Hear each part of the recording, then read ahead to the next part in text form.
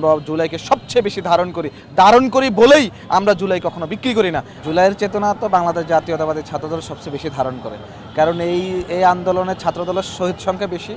আমরা যদিও পুরো বাংলাদেশের যতজন শহীদ হয়েছে জুলাই ছাত্র জনতার গণ অভ্যুত্থানে, আমরা সকল শহীদদের স্মরণে আজকে বাংলাদেশ জাতীয়তাবাদী ছাত্রদলের উদ্যোগে আলোয় আলোয় স্মৃতিতে সমুজ্জ্বল কর্মসূচি গ্রহণ করেছি। এখানে আমরা প্রথমে 1 মিনিট নীরবতার সাথে দোয়া পাঠ করেছি সকল শহীদদের জন্য, আল্লাহ যেন ওনাদেরকে জান্নাতুল ফেরদাউস নসিব করে, এবং তার সাথে সাথে আমরা মোমবাতি জ্বালিয়ে শ্রদ্ধা নিবেদন করেছি। আপনারা জানেন দীর্ঘ 17 বছর ফ্যাসিবাদ বিরোধী আন্দোলন সংগ্রামে বাংলাদেশ জাতীয়তাবাদী দলের অনেক নেতাকর্মী শহীদ হয়েছে, এবং তার সাথে সাথে বিভিন্ন তখনকার সময়ের বিরোধী দলের অনেক নেতাকর্মীও শহীদ হয়েছে। তো আপনারা জানেন যে এই সংখ্যাটা বাংলাদেশ জাতীয়তাবাদী দলের বেশি। গুম, খুন, নির্যাতন, অপহরণ থেকে শুরু করে এমন কোনো নির্যাতন নিপীড়ন ছিল না যেটা ফ্যাসিস্ট সরকার করেনি।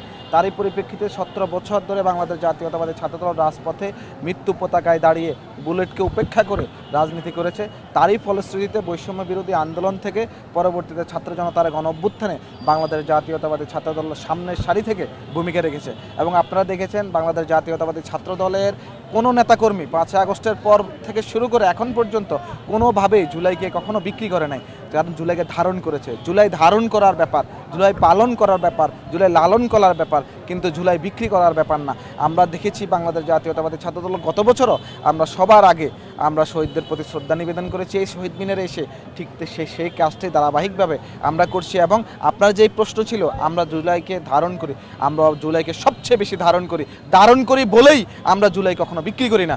আমরা মনে করি 1971 সালের স্বাধীনতার যুদ্ধে সংগঠিত হয়েছে, বাংলাদেশ স্বাধীন সার্বভৌমত্ব রাষ্ট্র পেয়েছে।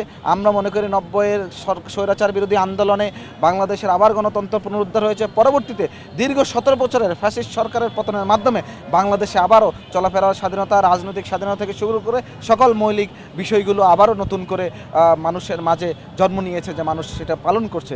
সুতরাং এই ধরনের আন্দোলনগুলো সবসময় বাংলাদেশ জাতীয়তাবাদী দল এবং তার সকল অঙ্গ সংগঠন ধারণ করে, লালন করে, এবং আজকের মতো সবার আগে সর্বশেষ একটা সংগঠন হিসেবে সবার আগে এসে আমরা এগিয়ে যাই। যে এই সংগঠনটা বর্তমান বাংলাদেশে এতটাই বিশ্ববিদ্যালয় ক্যাম্পাসগুলোতে রাজনৈতিক চর্চাকে এতটাই স্বাগত জানাচ্ছে, অনুপ্রেরণা দিচ্ছে, সেটা আপনারা অবগত আছেন। আমরা জুলাইকে লালন করি, ধারণ করি, পালন করি, এবং সবার আগে আমরা জুলাইকে পালন করেছি, এবং এটা অব্যাহত থাকবে ইনশাআল্লাহ।